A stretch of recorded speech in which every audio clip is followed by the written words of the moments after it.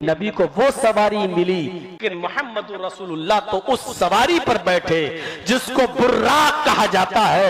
जहां तक नजर जाती है वहां तक उसका पहला कदम होता है।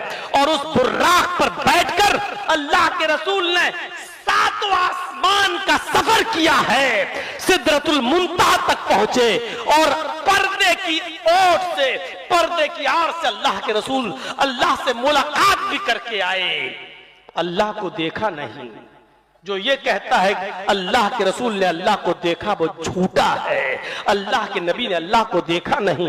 पर्दे की ओर से गुफ्तगू हुई और वहीं पर 50 वक्त की नमाज फर्ज हुई और फिर वहीं से वापस भी आए।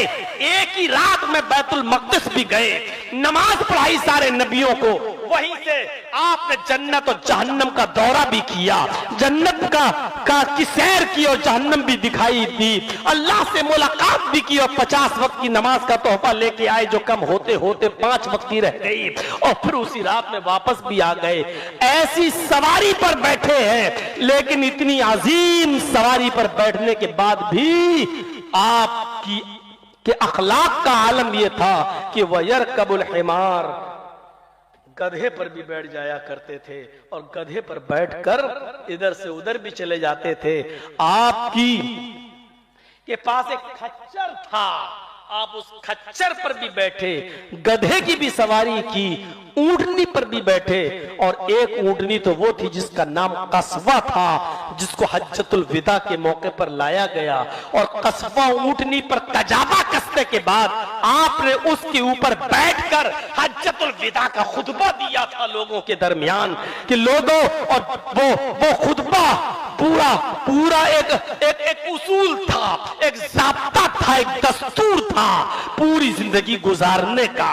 वो कभी फुर्सत में सुन लेना, उस 20-25 मिनट के उस खुतबे को जो मैं 2-3 घंटे में आपके सामने रखूं तशरीह करते करते तो उसमें बहुत टाइम लगेगा। तो मेरे प्यारे साथियों, मैं बताना ये चाहता कि बुर्राक पर बैठने के बाद भी आपने गधे की सवारी की। ये नहीं कहा कि मैं बुर्राक पर बैठने के बाद अब गधे पर बैठूंगा, नहीं, गधे पर भी बैठ जाते थे, ऊंटनी पर भी बैठते थे, खच्चर पर भी बैठते थे, ये और घोड़े पर भी।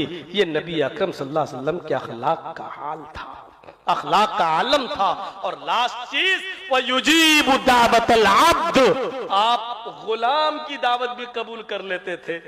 अपने साथ गुलाम को बिठाकर गुलाम के प्लेट में, गुलाम के दस्तरखान पर गुलाम के साथ भी खाना खा लेते थे और इसमें आप अपनी हिचक महसूस नहीं करते थे, इसके साथ खाएंगे। कभी कभी नौटंकीबाज और ड्रामेबाजों को आपने देखा होगा, मीडिया में उनकी फोटो आती है, ये देखो फला चीफ मिनिस्टर ने, मुख्यमंत्री ने फला दलित के घर में खाना खाया है। ये ऐसे नौटंकीबाज और ड्रामेबाज आपको बहुत मिलेंगे, एक ढूंढो तो 1000 मिलेंगे। लेकिन जब कैमरा फोटो लेता है तो आप देखिएगा कि दलित को अलग खिलाया जाता है और उसको अलग, दोनों के दरमियान 2 मीटर की दूरी रहती है, 2 मीटर की। अगर किसी दलित, किसी चीफ मिनिस्टर ने अपनी मां का शुद्ध दूध पिया है तो एक ही थाली में दलित के साथ खाकर दिखाओ तो हम जाने ये काम न मोदी जी कर पाएंगे न योगी जी कर पाएंगे। ये मेरा चैलेंज है, ये दावा है। एक थाली में नहीं खा सकते हैं और मोहम्मदुर रसूलुल्लाह अपने गुलाम के साथ एक ही थाली में खा रहे हैं, उसको एहसास नहीं होने दे रहे हैं। इंसान होने की हैसियत से हम में तुम में कोई फर्क नहीं है।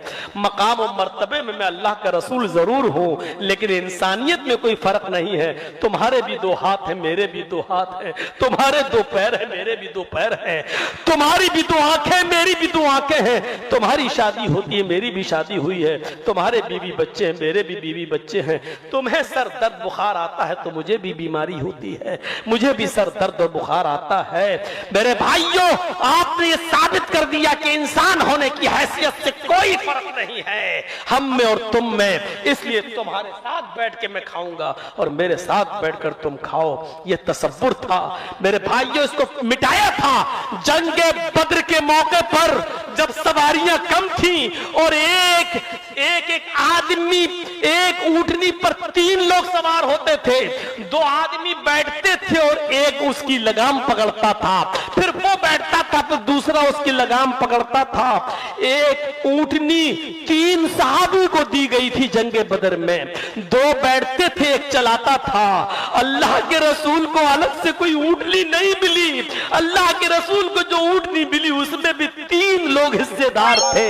नबी के हिस्से में जो ऊंटनी आई उसमें एक अली हिस्सेदार थे, एक अबू दरदा हिस्सेदार थे और एक खुद अल्लाह के रसूल हिस्सेदार थे। और ताज्जुब की बात यह कि जब ऊंटनी पर सफर होता था तो कभी कभी बारी अल्लाह के रसूल की आ जाती थी, अल्लाह के रसूल फिर ऊंटनी की लगाम पकड़ते थे और अली और अबू दरदा ऊंटनी पर बैठते थे। और आपने यह हक छीना नहीं, बहुत कहा अली ने, बहुत कहा अबू दरदा ने, हम आपको पैदल नहीं चलने देंगे, लेकिन अल्लाह के रसूल जो मसावात का दर्स देने आए थे, जो बराबरी का दर्स देने आए थे, उन्होंने कहा नहीं, तुम जब ऊंटनी की लगाम पकड़ते हो तो हमें भी पकड़ने का मौका दीजिए। दरअसल ये इस्लाम का वो प्रचार था जो 1400 साल के बाद दिखाना था और कयामत तक ये बताना था कि मोहम्मद रसूलुल्लाह ने स्पेशलिस्टी अपने अंदर